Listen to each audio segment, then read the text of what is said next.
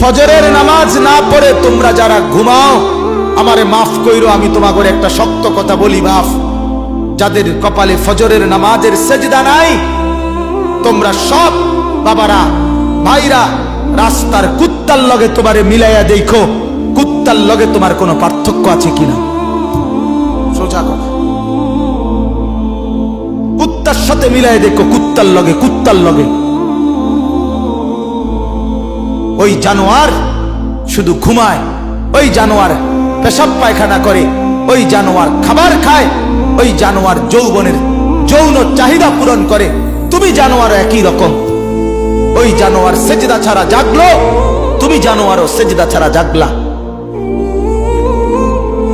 যদি বিবেক থাকে, লজ্জা থাকে, যদি মার দুধ খেয়ে থাকো, যদি মুসলমানের বাচ্চা হয়ে থাকো, যদি ইমানের রক্ত থাকে, ইমানের বিন্দু থাকে, তো যদি কানে আজান শুনে থাকো, আল্লাহর হস্তে নামাজ পড়ো। বলো ইনশাআল্লাহ।